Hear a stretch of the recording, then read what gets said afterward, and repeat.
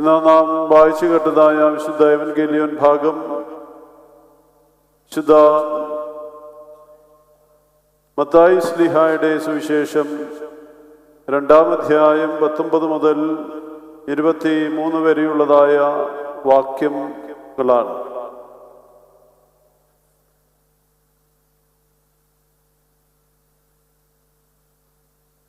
ഹെരോദാവ് ശിശുക്കളെ നശിപ്പിക്കുവാൻ ആഗ്രഹിക്കുന്നു എന്ന് കണ്ടപ്പോൾ സ്വപ്നത്തിൽ അരുളപ്പാട് ലഭിച്ചതായ യൗസേപ്പ് മാതാവിനെയും ശിശുവിനെയും കൊണ്ട് മിസ്രൈമിലേക്ക് ഓടിപ്പോവുകയാണ്. അതിനുശേഷം വീണ്ടും അരുളപ്പാട് ലഭിക്കുമ്പോൾ തിരികെ ഇസ്രായേലിലേക്ക് തിരിച്ചു വന്ന നസറേത്തിൽ താമസിക്കുന്ന യേശുവിനെ കുറിച്ചാണ് ഇവിടെ ഇന്ന് നാം വായിച്ചു കേട്ടത്.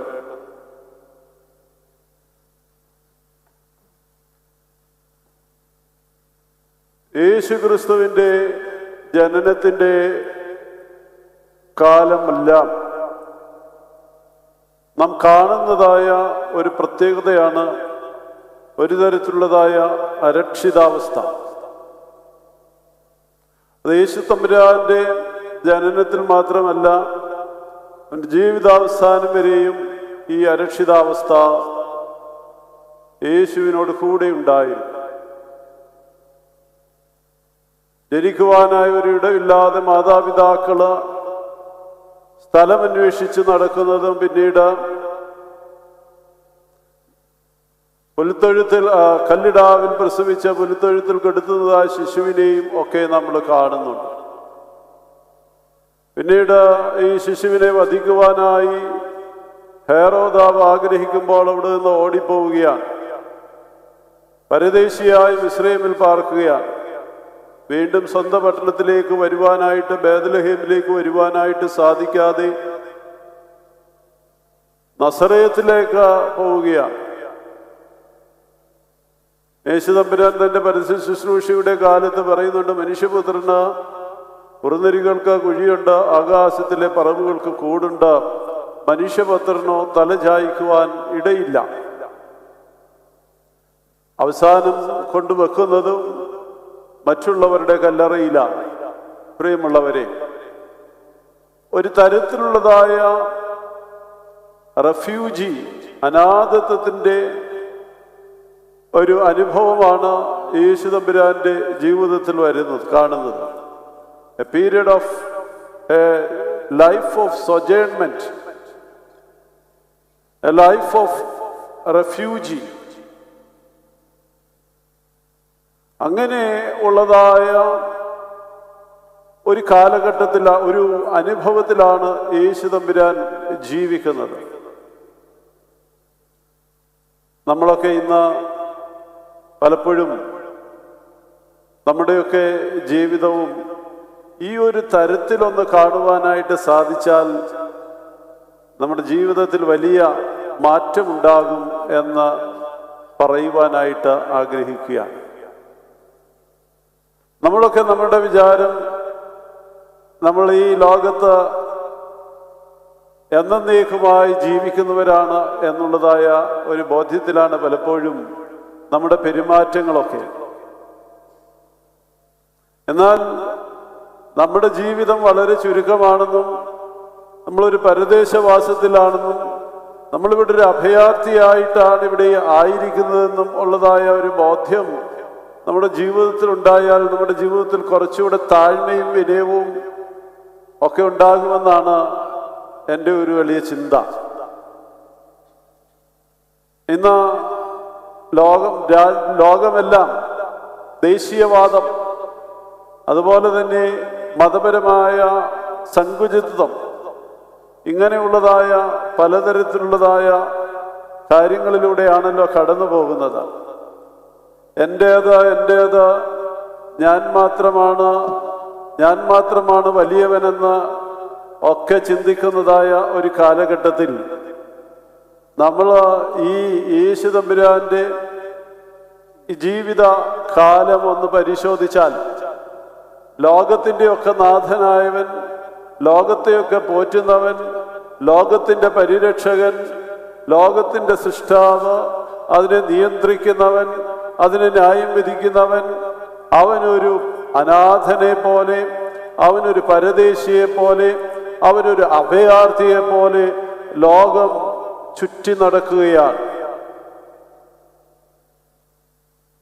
നമുക്ക് നൽകുന്നതായ ഒരു മാതൃകയായിട്ട് നമുക്കതിനെ വേണമെങ്കിൽ എടുക്കുവാനായിട്ട് സാധിക്കും. അതുകൊണ്ടാണ് നമ്മുടെ ജീവിതത്തിൽ അല്പം വിനയപ്പെടുവാൻ, നമ്മുടെ ജീവിതത്തെ ഒരു അഭയാർത്ഥിയെ പോലെ യേശു തമ്പുരാൻ നമുക്ക് കാണിച്ചു തരുന്നത് പോലെ, ഒരു അഭയാർത്ഥിയെ പോലെ, ഒരു പരദേശിയെ പോലെ, നാടോടിയെ പോലെ ഉള്ളതാണ്.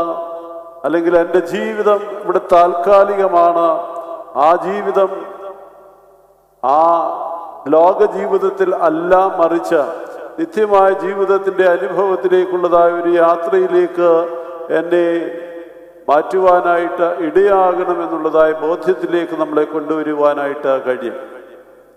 രണ്ടാമതായിട്ട് യേശു തമ്പുരാൻ്റെ ഈ ശൈശവ കാല ജീവിതത്തെക്കുറിച്ച് ഒന്ന് പരിശോധിക്കുമ്പോൾ, 2 വയസ്സ് ആകുന്നതിന് മുമ്പാണ് യേശു തമ്പുരാൻ മിസ്രയീമിലേക്ക് ഓടിപ്പോകുന്നത്, മാതാപിതാക്കൾ ഓടിപ്പോകുന്നത്. അവിടെ കുറച്ചു കാലം 3-4 വർഷങ്ങൾ അവിടെ താമസിച്ചതിന് ശേഷം വിശുദ്ധ മത്തായിയുടെ ഇൻഫൻസി ഗോസ്പൽ എന്ന് പറയുന്നതായ സെയിൻറ്റ് മാത്യൂസ് ഇൻഫൻസി ഗോസ്പൽ, ശൈശവ സുവിശേഷം എന്ന് പറയുന്നതായ ഒരു ലേഖനമുണ്ട്. അതിൻ്റെ കണക്കനുസരിച്ച് 7-ാമത്തെ വയസ്സിലാണ് യേശു ഈ തിരിച്ച് മിസ്രയീമിൽ നിന്ന് ഇസ്രായേലിലേക്ക് തിരിച്ചു വരുന്നത്. ഹെരോദാവ് മരിക്കുന്നു. ഹെരോദാവ് മരിച്ചതിന് ശേഷമാണ് ഇവിടേക്ക് വരുന്നത്. അങ്ങനെ മരിച്ച് യെരുശലേമിലേക്ക് വരുവാനായി ആഗ്രഹിക്കുമ്പോൾ അവൻ്റെ ഹെരോദാവിന് പകരം അവൻ്റെ മകനായ അർക്കലോവോസ്, കുറെ കൂടെ ക്രൂരനായ ഭരണാധികാരി, അയാൾ ഈ യഹൂദ്യാദേശം ഭരിക്കുന്നു എന്ന് മനസ്സിലായി മിസ്രയീമിലേക്ക് പോവുകയാണ്, ഗലീലായിലേക്ക് പോവുകയാണ്. അവിടെ പോയി പാർക്കുകയാണ്. യേശുവിൻ്റെ ഈ ശൈശവകാല ജീവിതത്തെക്കുറിച്ച് വേദപുസ്തകത്തിൽ 2 പ്രാവശ്യമാണ് വളരെ കൃത്യമായിട്ട് അടയാളപ്പെടുത്തിയിട്ടുള്ളത്. വിശുദ്ധ ലൂക്കോസിന്റെ സുവിശേഷം 3-ാമത്തെ അധ്യായത്തിൽ പരിച്ഛേദന കേൾക്കുവാനായിട്ട് പറയുന്നതായ കാര്യമുണ്ട്. വിശുദ്ധ ലൂക്കോസിന്റെ സുവിശേഷം 2-ാം അധ്യായം 40-ാമത്തെ വാക്യത്തിൽ പറയുന്നു, പൈതൽ വളർന്നു, ജ്ഞാനം നിറഞ്ഞു, ആത്മാവിൽ ബലപ്പെട്ടു പോകുന്നു, ദൈവകൃപയും അവനോട് കൂടെ ഉണ്ടായിരുന്നു എന്ന. വിശുദ്ധ ലൂക്കോസിന്റെ സുവിശേഷം 2-ാമത്തെ അധ്യായം അവസാനത്തെ വാക്യം, അതായത് 52-ാമത്തെ വാക്യത്തിൽ പറയുന്നുണ്ട്, യേശുവോ ജ്ഞാനത്തിലും വളർച്ചയിലും ദൈവത്തിൻ്റെയും മനുഷ്യരുടെയും കൃപയിലും മുതിർന്നു വന്നു എന്ന് പറയുന്നുണ്ട്. അവരുടെ മാതാപിതാക്കൾക്ക് അവിടെ പറയുന്നുണ്ട് അടങ്ങിപ്പാർത്തു എന്ന് പറയുന്നുണ്ട്. പ്രിയമുള്ളവരെ, നമ്മുടെ ഇവിടെ കുഞ്ഞുങ്ങൾ വളരെ കുറവാണ്. ഇത്രയും വലിയ പള്ളിയായിട്ടും കുഞ്ഞുങ്ങളാരും ഇല്ല. ഇന്ന് സൺഡേ സ്കൂളിൻ്റെ പ്രവേശനോത്സവമാണെന്നൊക്കെ പറയുന്നുണ്ട്. പക്ഷേ നമ്മുടെ കുഞ്ഞുങ്ങളൊക്കെ ഇല്ല എന്നുള്ളത് വാസ്തവമാണ്. ഇതിനിടയ്ക്ക് വിദേശ രാജ്യത്ത് അല്ലെങ്കിൽ ഗൾഫിൽ പോയപ്പോൾ അവിടെ ഇഷ്ടംപോലെ കുഞ്ഞുങ്ങളുണ്ട്. അപ്പം നമ്മുടെ കുഞ്ഞുങ്ങളൊക്കെ ഇങ്ങനെ വളരുമ്പോൾ അല്ലെങ്കിൽ അവരെ വളർത്തുമ്പോൾ നമ്മൾ ഈ കാര്യം ഒന്ന് ഓർപ്പിച്ചാൽ നന്നായിരിക്കും. യേശുവിനെ മാതൃകയാക്കി ജീവിക്കുവാൻ ഇടയാകട്ടെ. യേശുവിൻ്റെ ജീവിത ശൈശവകാലത്ത് അനുഭവിച്ചതായ ത്യാഗങ്ങളും പ്രയാസങ്ങളും, അതൊരു കേവലം മനുഷ്യൻ എന്ന നിലയിൽ നമ്മൾ അതിനെ എടുക്കുമ്പോൾ നമ്മുടെ കുഞ്ഞുങ്ങൾക്കും ഈ ഒരു അനുഭവം അവരെ കുറച്ചുകൂടെ നല്ല ക്യാരക്ടർ ബിൽഡ് ചെയ്യുവാനായിട്ട് ഇടയാക്കും. അതുപോലെ തന്നെ യേശുവിൻ്റെ മാതാപിതാക്കൾ അവന് നൽകിയതായ വിദ്യാഭ്യാസം അല്ലെന്നുണ്ടെങ്കിൽ അവന് നൽകിയതായ ശിക്ഷണം നമുക്കൊന്ന് മാതൃകയാക്കാനായിട്ട് സാധിക്കും. നമ്മുടെ കുഞ്ഞുങ്ങൾ ഇന്ന് പലപ്പോഴും മാതാപിതാക്കളെ അനുസരിക്കുന്നില്ല, ഗുരുജനങ്ങളെ അനുസരിക്കുന്നില്ല എന്നൊക്കെ പറയുന്നതായ കാലഘട്ടത്തിൽ ഇവിടെ യേശുവിനെ കുറിച്ച് പറയുന്നത് ദൈവഭയമുള്ളവനായി ആത്മാവിൽ ബലപ്പെട്ട് വളരുന്നതായ കുഞ്ഞിനെയാണ് കാണുന്നത്. മാതാപിതാക്കൾക്ക് കീഴടങ്ങി ജീവിക്കുന്ന ഒരു കൗമാരക്കാരനെയാണ് നാം കാണുന്നത്. നമ്മുടെ കുഞ്ഞുങ്ങളെ അങ്ങനെ ഒരു വളർച്ചയിലേക്ക്, ഒരു രീതിയിലേക്ക് വളർത്തിക്കൊണ്ട് വരുവാൻ നമുക്കിടയാകുമോ? ഒരു പീരിയഡ് ഓഫ് ഒബീഡിയൻസ് നമ്മുടെ കുഞ്ഞുങ്ങളുടെ ജീവിതത്തിൽ ഉണ്ടാക്കിയെടുക്കുവാനായിട്ട് കഴിയണം എന്നുള്ളത് ഈ ഭാഗം നമ്മെ ഓർപ്പിക്കുകയാണ്. മൂന്നാമതൊരു കാര്യം കൂടെ പറഞ്ഞുകൊണ്ട് അവസാനിപ്പിക്കാം. യേശു തമ്പുരാൻ വന്ന് താമസിക്കുന്നത് നസറേത്ത് എന്ന് പറയുന്നതായ പട്ടണത്തിലാണ്. വേദപുസ്തകത്തിൽ പഴയ നിയമത്തിലെങ്ങും നസറേത്തിനെ കുറിച്ച് യാതൊരു തരത്തിലുള്ളതായ പ്രവചനവും ഇല്ല. അതൊരു നല്ല അല്ലെങ്കിൽ ദൈവ ഇടപെടലിൻ്റെ കാലഘട്ടത്തിൽ നസറേത്തിന് പ്രത്യേകമായ സ്ഥാനങ്ങളൊന്നുമില്ല എങ്കിലും യേശു ക്രിസ്തു അവിടെ വന്ന് താമസിക്കുമ്പോൾ ആ നസറേത്ത് എന്ന പട്ടണത്തിന് അഭിമാനം ഉണ്ടാകുന്നതായിട്ട് നമ്മൾ കാണുകയാണ്. ഇപ്പം നമ്മളെ വിളിക്കുന്നത് എന്താ?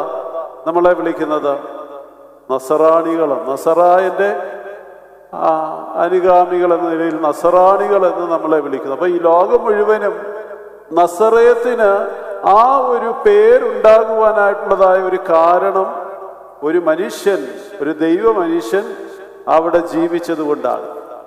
ഇപ്പോ ഈ പുതുപ്പള്ളി പ്രദേശം, പുതുപ്പള്ളി എന്ന് പറയുന്നത് കേരളത്തിൽ എല്ലാവരും അറിയപ്പെടും. അതിന് കാരണം എന്താണ്? ഒന്നാമതായിട്ട് ഈ പള്ളിയുടെ പുണ്യമായ ഈ പള്ളിയുടെ സ്ഥാപനം മൂലമാണ്.